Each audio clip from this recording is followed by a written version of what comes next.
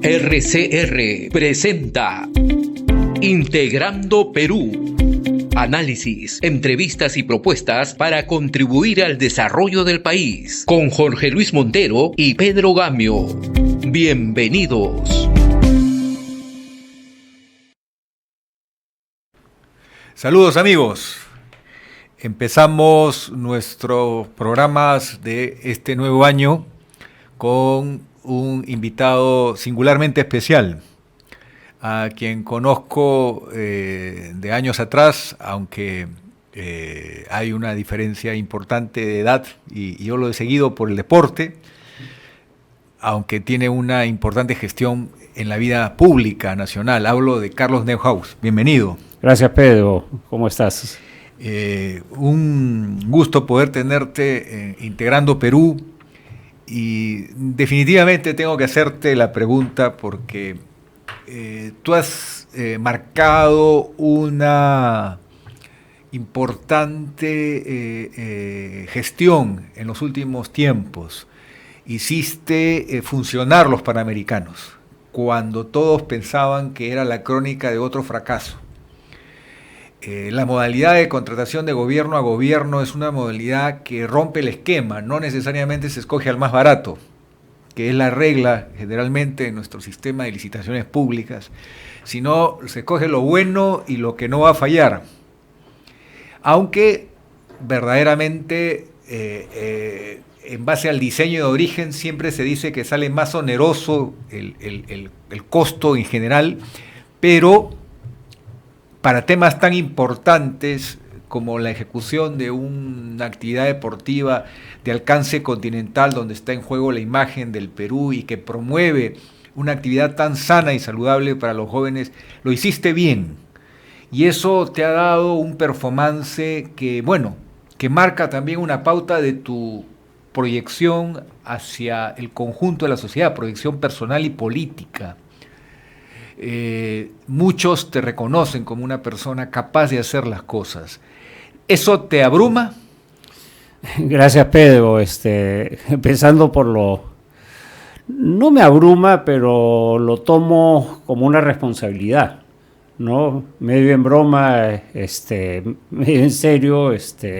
Ahora tengo que cuidarme, no pasarme la luz roja, no respetar al peatón, que siempre lo he hecho, ¿no? Pero a veces uno se distrae y de repente te equivocas, ¿no? Entonces tienes que tener mucho más cuidado con lo que haces, ¿no? Porque ya no pasas desapercibido tanto, ¿no? Aunque en muchos lugares pasas piola, como dicen los muchachos, ¿no? Respecto a dos comentarios que hiciste, cuando nos encontramos con esto de los Panamericanos, ¿no? Me presentó a mí una persona a decirme que se podían hacer tipo gobierno, pero para gestión, no para comprar de tal o cual país. Entonces, y que ya se había hecho en el Perú. Yo, con mi equipo fuimos a donde el Contralor General de la República, que es el señor Alarcón, que estaba en esa época, y le preguntamos si era posible hacerlo para gestión. Me dijo que sí, y me dijo, bueno, pero yo le dije, pero ¿cómo hago para escoger con quién, ¿no? Entonces me dijo, mira, puedes fijar como parámetros los países que hayan hecho Panamericanos u Olimpiadas en esta última década. Entonces se hizo Guadalajara, México, se hizo Londres, Reino Unido, Toronto, Canadá, y Brasil por Río de Janeiro. Entonces mandamos unas cartas a los países. México y Brasil dijeron no podemos tener acuerdo gobierno a gobierno. Canadá dijo sí, podemos hacerlo. Reino Unido dijo, mira, pero nos gustaría hacerlo, ¿no? Las negociaciones con Canadá se pusieron un poquito duras. Le dijimos ya estamos libres para hablar con otros, y cosas de la vida, se nos acercó el embajador de Reino Unido y nos dijo ahora sí podemos hacer gobierno a gobierno porque ya no somos Brexit, ¿no? Ya nos salimos de la Unión Europea, ya no tienen que ir por Bruselas, entonces se hizo y fue mucho más económico que la propuesta de Canadá. Además nos ofrecía legado y transmisión de conocimiento. Y los Juegos Panamericanos también, yo me encontré con un plan maestro un poco grande y hicimos redujimos el espectro, y creo que el plan maestro decía 5.000 millones de soles más IGB. Empezamos a reducir costos, el MEF me acuerdo que nos redujo a 4.300 con IGB millones de soles, y lo hicimos en 3.800 millones con IGB.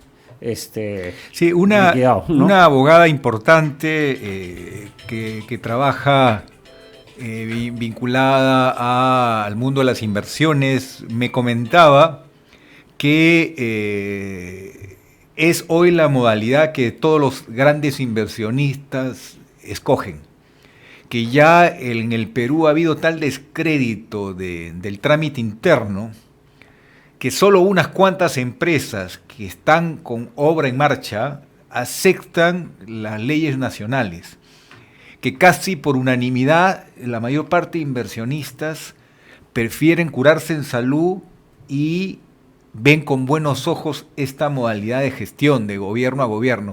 Yo sé que no es fácil generalizarla, porque un país no puede volver casi a foja cero, a decir mis leyes no sirven, pero desde el punto de vista de eficacia, de hacer la infraestructura, que hoy es una tarea pendiente porque tenemos un déficit muy grande de infraestructura, ¿qué piensas de eso? A ver, nosotros optamos por ese camino. Yo me acuerdo cuando se hizo la reconstrucción del sur del terremoto, ¿cómo se llama? Quien estaba encargado, que era un empresario pues muy exitoso, no pudo hacerlo porque no le dieron las facilidades. Entonces, el tema es nuestra legislación. O sea, los británicos me decían, nosotros estábamos así, cambiamos nuestra legislación para hacerlo más ágil, y gracias a eso pudimos. Pero ya me preocupa, estamos en el año 2024, nosotros empezamos a usar los modelos de NEC, ¿no?, para contratar con el Estado en el 2017, y poco se ha hecho para cambiar la frondosa legislación sobre contratación del Estado. O sea, estos son contratos mucho más simples, ágiles. Nosotros no tuvimos ninguna impugnación de licitación. Quizás el factor clave es eso que acabas de decir, que todas las partes en competencia se comprometen a allanarse a lo que decida una junta de expertos que tiene rápido plazo para resolver. Así es. Y no hay derecho al pataleo. Así es. Primero, las licitaciones se hicieron abiertas. Nosotros teníamos más de 40 postores por obra cuando el Estado era 1.6, 1.8, y las ganaba Odebrecht u otra brasilera, ¿no? Entonces, de eso a 40, es que significa que la gente empezó a creer que se pueden hacer las cosas bien y que no iba a haber nada bajo la mesa. Eso, número uno, y otro, que las obras nunca se pararon. Quizás hay que pedirle a nuestro Congreso actuar con mayor humildad y consultar a los expertos, a las personas que tienen mayor experiencia, porque reformar por reformar también es un peligro, sobre todo cuando tenemos una frondosa aprobación de leyes que no pasan ese análisis de impacto regulatorio. A mí algunos amigos ingenieros me dicen, no, pero no les has dado trabajo a los peruanos. Sí le hemos dado trabajo a un montón de peruanos, incluso en Expo Dubai fueron a trabajar ingenieros peruanos capacitados durante los Juegos. A Mundial de Qatar fueron como 50 peruanos. No fue el equipo peruano, pero fue una delegación peruana muy importante a ayudar ahí a trabajar. Entonces, eso ha generado escuela, y lo que hay que hacer es hacer nuestra legislación mucho más simple, basada en incentivos. O sea, aquí te equivocas, multa, y te cae la Contraloría. Acá, con este tipo de contratos, cumples los KPIs, o sea, las fechas claves, y te dan una bonificación. No es grande, pero si ahorras, por ejemplo, con la ejecución de la obra, puedes compartir el ahorro con con el contratista. Te voy a hacer algunas preguntas, pero te pido una respuesta rápida, porque la televisión es en ese sentido, no permite un diálogo tan amplio, el tiempo es ajustado y tener el honor de tu presencia en el programa es importante. Tu nombre trascendió como uno de los firmantes de este manifiesto, básicamente de grupos vinculados a la izquierda que han tenido experiencia de gobierno y quizás una que otra fuerza de centro izquierda, pero ese era el matiz que primaba. Sí, sí. Las frases contenidas en el manifiesto son temas comunes, críticos, conocidos de la problemática nacional.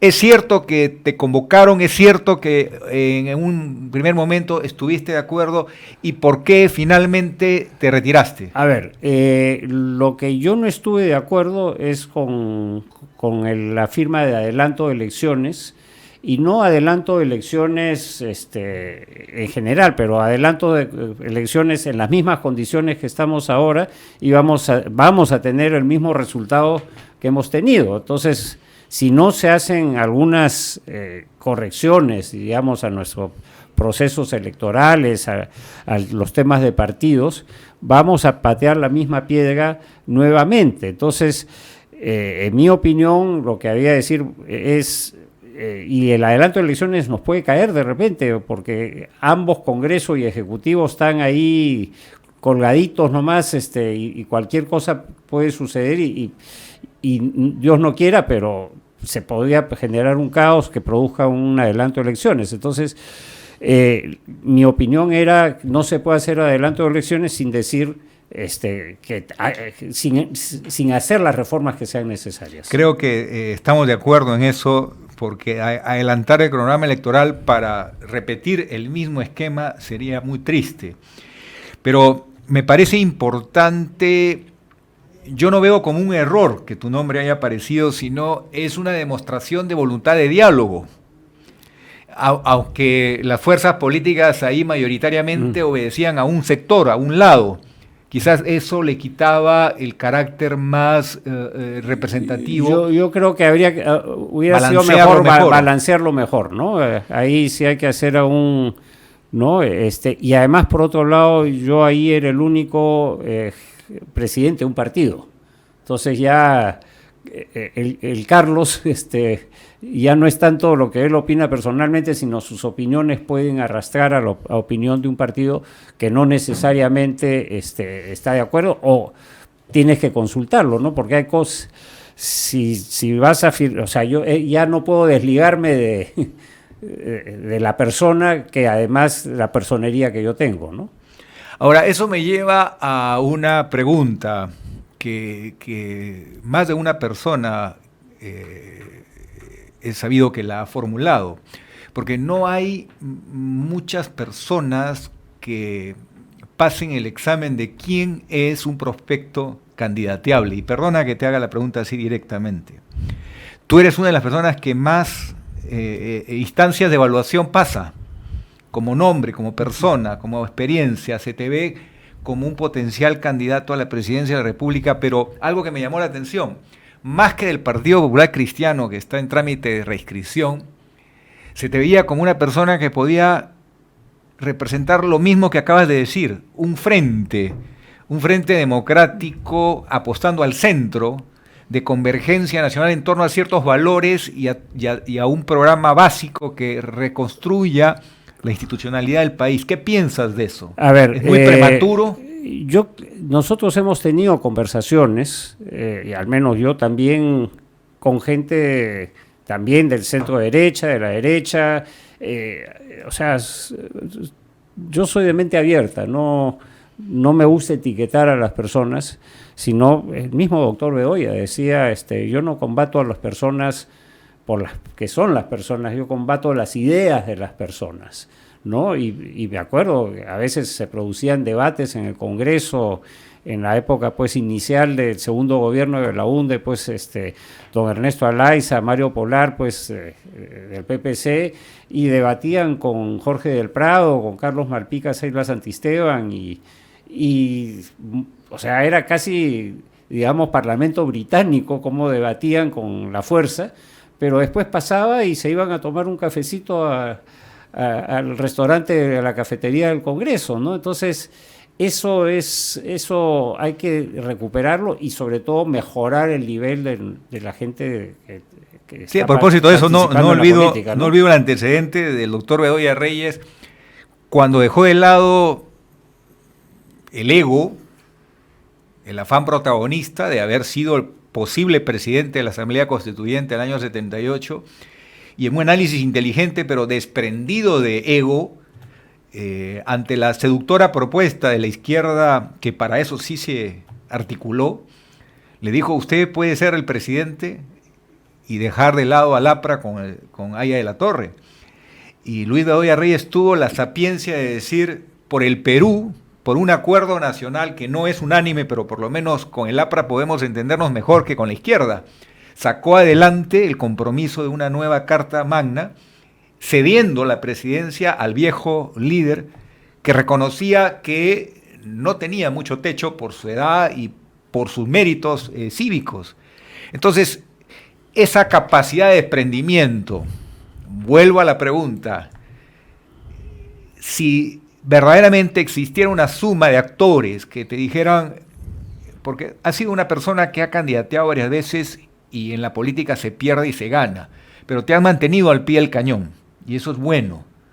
La gran pregunta es, ¿estarías dispuesto de ser convocado a una tarea que pone en jaque a cualquier persona, porque implica un sacrificio de la relación con la familia, implica un compromiso a la salud, pero es todo, no es significativo frente al objetivo de ayudar al país? Mira, lo que estoy dispuesto es a lograr que las fuerzas, digamos, se unan, que haya un gobierno de unidad nacional con algunos compromisos mínimos, ¿no? Y después se verá quién es la persona más adecuada. O sea, a mí, como tú lo has dicho, es un sacrificio, etcétera. Yo he tomado riesgo, tomé el riesgo de los Panamericanos y contra todo pronóstico lo sacamos adelante, ¿no? Porque formamos un gran equipo, gente a uno, y el equipo también se fue depurando en el proceso, ¿no? Gente que fue saliendo y íbamos encontrando hasta que era como afinar un instrumento musical, ¿no? Hasta que prácticamente tuvimos el equipo ideal para sacar esto adelante, ¿no? Trascendió en algunos pasillos tu nombre como un posible muy buen organizador de esta cumbre mundial, es como una cumbre mundial que es la reunión APEC en el Perú. Perú va a tener una tarea gigantesca, organizar una serie de foros, no solo en Lima, sino en el interior. Yo pude participar a cargo del Foro de Energía en Iquitos hace algunos años, y es una vitrina. El Perú se expone al mundo en torno a esta alianza que no llega a acuerdos vinculantes, sino que básicamente se basa en el pragmatismo de entendimientos de buena voluntad, donde participa el sector privado, pero también los gobiernos. Hablo de la PEG.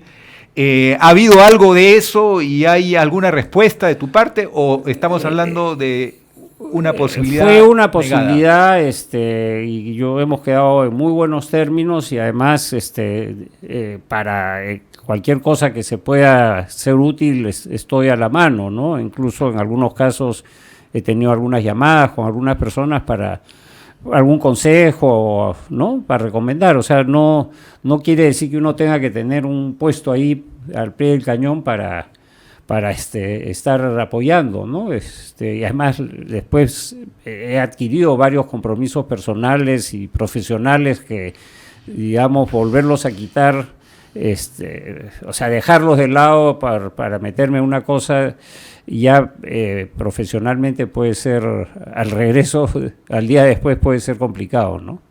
Has preguntado o has tocado el tema Odebrecht en algún momento de tu comentario o respuesta. Odebrecht como caso de naturaleza penal, junto con el gran caso del Club de la Construcción, de la Ingeniería, que ha causado tanto daño a la institucionalidad del país, ha salpicado casi todas las fuerzas políticas.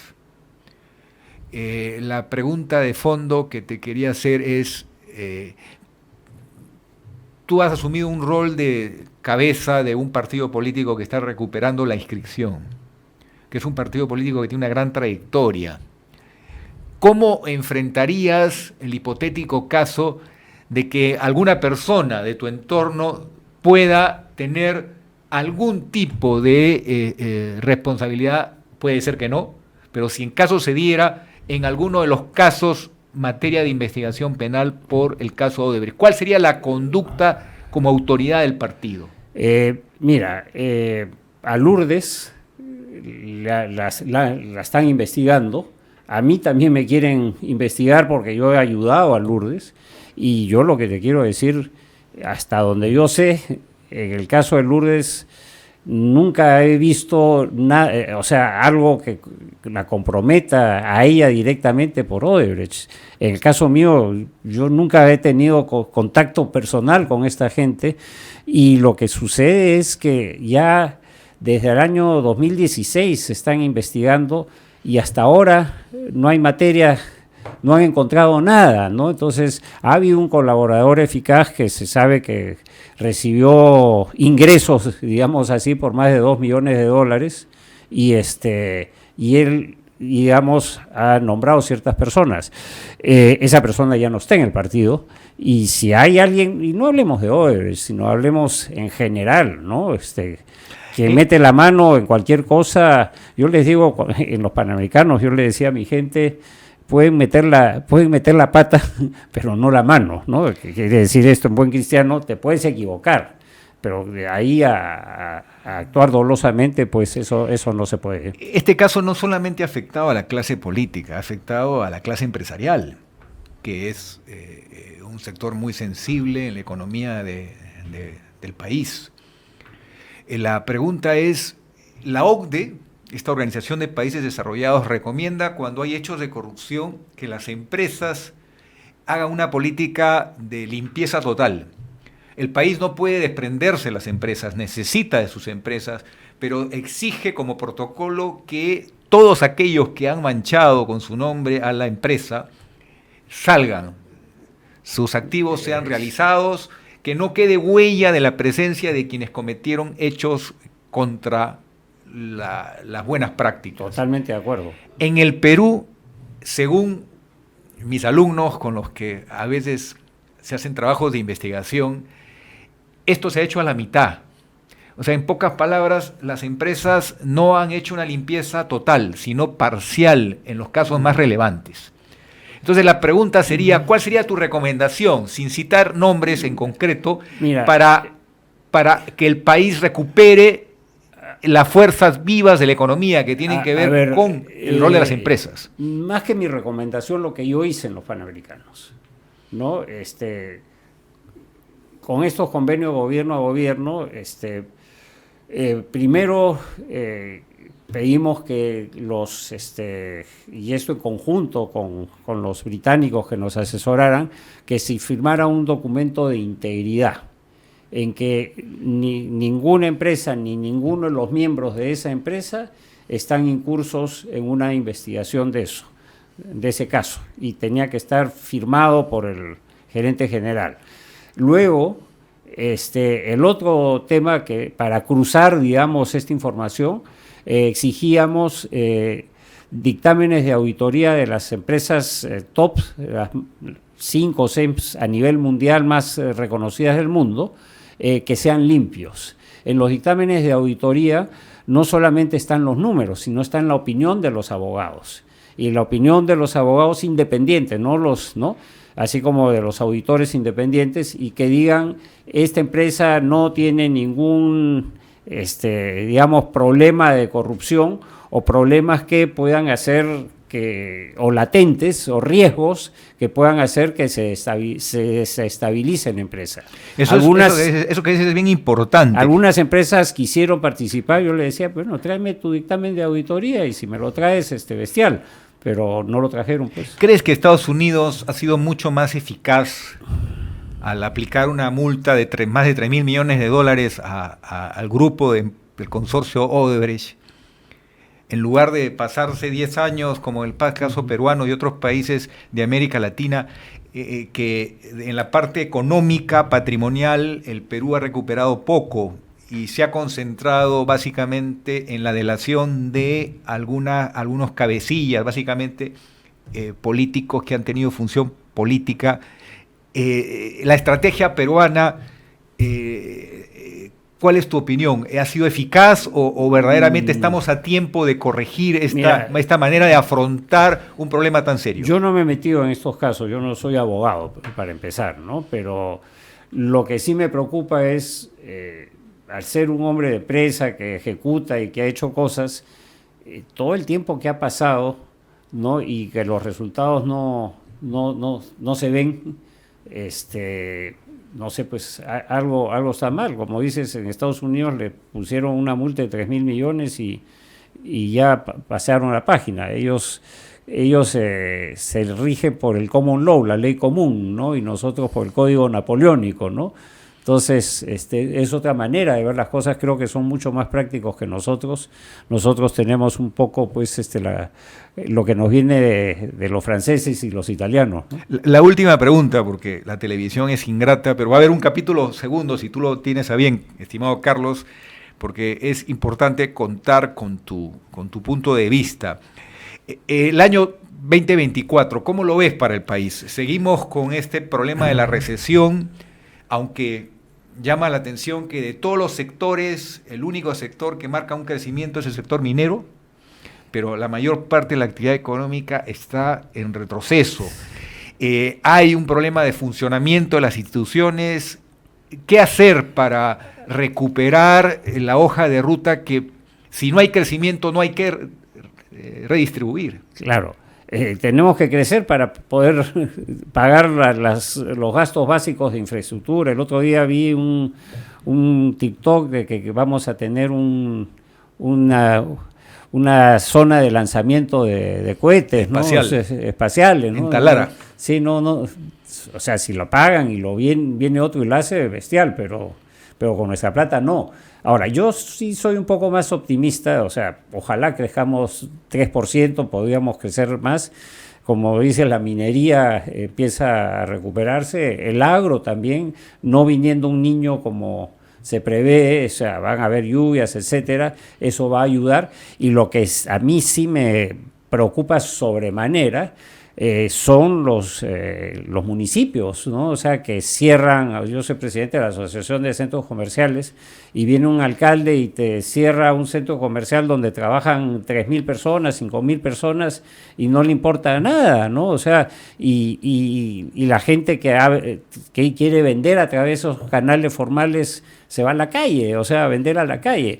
Ahí en los municipios tenemos problemas ¿Esa manera de pensar equivocada es solo en regiones o también en Lima? A nivel nacional, o sea, se escandalizan, ¿no? Y arman un caso porque no pusieron un letrero, o sea, se ha sacado una ley, es la 419 me parece, ¿no? Para regular los cierres que no sean realmente por peligro latente, ¿no? O daño a la vida, etcétera, ¿no? En los procesos para conseguir licencias de funcionamiento, o sea, los estudios de impacto ambiental, o sea, nos hemos burocratizado en exceso. Nos hemos burocratizado demasiado. Entonces, y cuando uno habla con algún funcionario, amigo, etcétera, te explica el tema de ambiental y que esto... O sea, el problema de la tramitología no es solo de la minería. No, eso es a nivel nacional, hasta la pequeña bodega y mandan los funcionarios, los inspectores y lo chantajean, ¿no? Y le dicen, oye, si no pagas, acá no te abrimos. Ahí hay un rol que la Contraloría de la República tiene que hacer, que el Congreso tiene que hacer, simplificar los trámites, o sea, para que el país se agilice. Alguien tiene que defender el derecho de las personas a, con su trabajo honrado, salir adelante, Así ¿cierto? Es. Carlos, muchísimas gracias por tu participación en el primer programa del año y espero que pronto tengamos el capítulo 2 de esta muy interesante conversación. Un buen año. Gracias, Pedro. Igualmente. Hemos presentado Integrando Perú. Retornamos en nuestra próxima edición con más entrevistas y el análisis para contribuir al desarrollo de nuestro país.